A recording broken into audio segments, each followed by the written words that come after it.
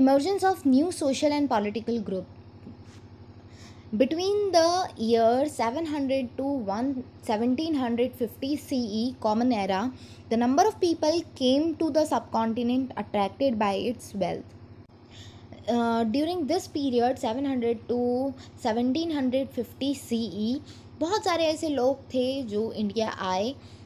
Just they got attracted by the wealth of India. Among such group were the early Muslim invaders like Mahmud of Ghazni and Mohammad Ghori. ये दो ऐसे invaders थे, मुस्लिम invaders थे जो India आए और इन्होंने यहाँ पे प्लैंडरिंग की, लूट की. ठीक है, Mahmud of Ghazni and Mohammad Ghori. Prithviraj Chauhan, the Indian ruler from the Chahamanas dynasty, was ruling in Delhi. At that time, when Mahmud of Ghazni and Muhammad Ghori came to India, उस टाइम पर पृथ्वीराज चौहान इंडिया में दिल्ली और अजमेर के एरिया को rule कर रहे थे. He defeated Mohammad Ghori in the fierce battle. और पृथ्वीराज चौहान ने मोहम्मद गौरी को एक वायलेंट बैटल में हरा दिया. Later Prithviraj Chauhan was defeated by Mohammad Ghori and his slaves were able to lay the foundation of Delhi Sultanate. और फिर उसके कुछ समय बाद पृथ्वीराज चौहान को मोहम्मद गौरी ने क्या किया, डिफीट कर दिया, हरा दिया. और उसके बाद दिल्ली सल्तनत पे मोहम्मद गौरी ने अपनी फाउंडेशन रखी. Now look at this picture. He is Mohammad Ghori who plundered India, attacked India. Okay.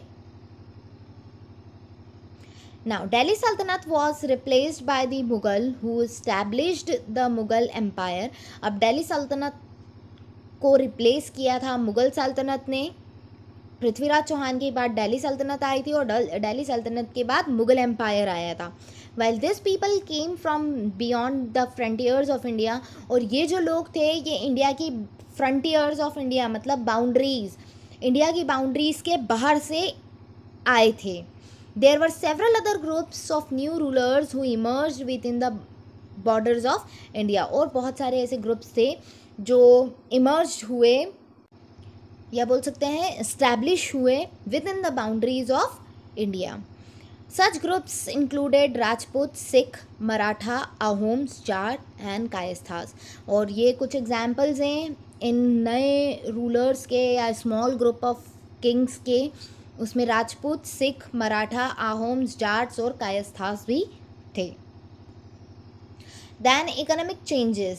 Extension of agriculture was marked by the gradual clearing of forest, which in turn led to the migration of forest dwellers to other areas. Since agriculture का extension होने लगा था जिसके कारण लोग forest को clear deforestation करने लगे और जो फॉरेस्ट ड्वेलर्स होते थे, जो फॉरेस्ट में रहने वाले लोग होते थे, ग्रुप ऑफ पीपल, वो क्या करने लगे, माइग्रेट करने लगे to other area. More and more people started tilling the soil. और ज़्यादा से ज़्यादा लोग एग्रीकल्चर को प्रैक्टिस करने लगे. Regional markets, chieftains, rulers and religion influence the peasants. अब जो रीजनल मार्केट था, चीफटेन मतलब कोई हेड या कोई रूलर या रीजनल जो रिलीजन होता है, राइट, वो भी पीसेंट्स को मतलब जो फार्मर्स, जो लेबर्स होते हैं उनको इन्फ्लुएंस करने लगे. They become part of large complex societies and were required to pay taxes. अब उन peasants को सिंस वो क्या करने लगे थे, शिफ्ट करने लगे थे, माइग्रेट करने लगे थे टू अदर सोसाइटीज़. और जिस सोसाइटी में वो गए थे, सेटअप किया था उन्होंने उस लार्ज कॉम्प्लेक्स सोसाइटीज़ में, वहाँ पे उन्हें टैक्स पे करना पड़ता था. They also offered goods and services to local lords. और जो लोकल लॉर्ड्स होते थे, जैसे लैंड ऑनर्स होते हैं या कोई ज़मींदार होता है, उन्हें क्या करना पड़ता था, गुड्स और सर्विसेज ऑफर करनी पड़ती थी. Some peasants were rich while other were poor. कुछ पीसेंट्स जो थे वो रिच थे, कुछ पुअर थे. And some other were artisans as well as farmer. कुछ पीसेंट्स ऐसे थे जो फार्मर थे, कुछ पीसेंट्स ऐसे थे जो आर्टिसंस या क्राफ्टमैन थे. ठीक है, ये इकोनॉमिक चेंज वहाँ पे हुए. New and better technology were introduced in agriculture which enhanced the production of crops. अब न्यू और बेटर टेक्नोलॉजीज़ का यूज़ किया जाने लगा एग्रीकल्चर के लिए.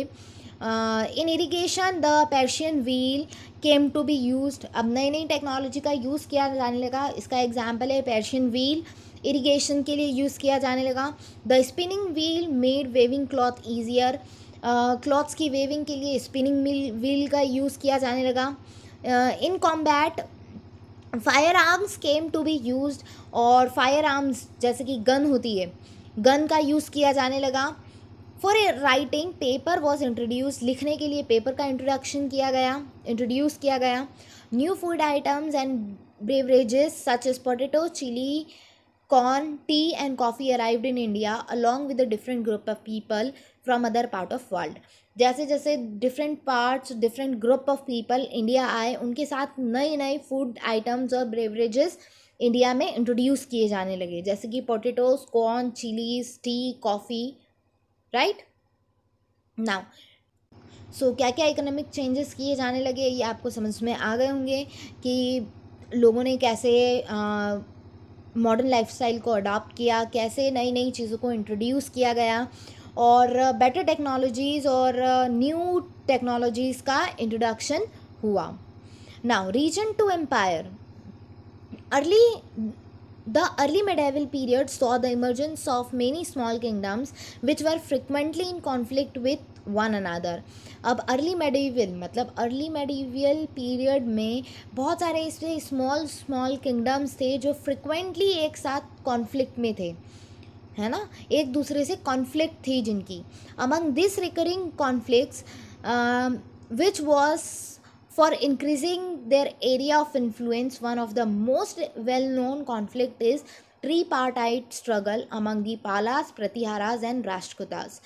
Now, since ये हम नेक्स्ट चैप्टर में भी पढ़ेंगे, लेकिन मैं आपको यहाँ बता देती हूँ कि ये जो नए किंगडम्स थे, स्मॉल किंगडम्स जो थे लेकिन पावरफुल किंगडम्स थे, इन 3 किंगडम्स में पालास, प्रतिहारास और राष्ट्रकूट्स में एक कॉन्फ्लिक्ट हुई और कॉन्फ्लिक्ट अपने एरियाज़ को, अपनी जो रूलिंग एरियाज़ है, अपनी टेरिटरी को एक्सपांड करने के लिए हुई और इस स्ट्रगल को नाम दिया गया ट्रीपार्टाइट स्ट्रगल.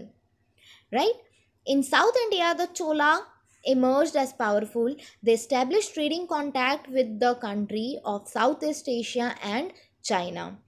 और साउथ इंडिया में चोलास बहुत ज़्यादा पावरफुल किंगडम था और उन्होंने अपने trading contacts south east Asian और चाइना से अच्छे रिलेशनशिप बिल्ड किए.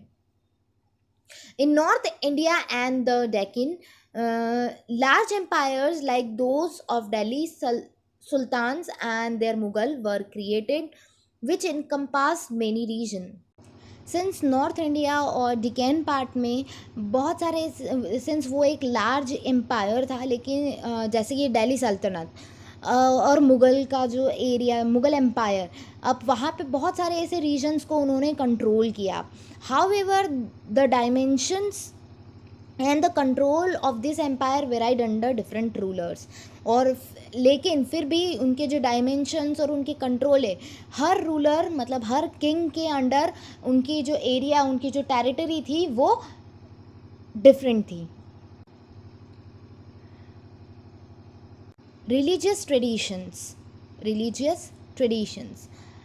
Religion played an predominant role in medieval Indian society. अब रिलीजन बहुत एक इम्पॉर्टेंट रोल प्ले किया है मिडीवल इंडियन सोसाइटी में. However the period witness major development in religious tradition and important changes took place in Hinduism. During medieval period बहुत सारे ऐसे changes थे जो रिलीजियस ट्रेडिशन या हिंदुइज्म में हुए हैं.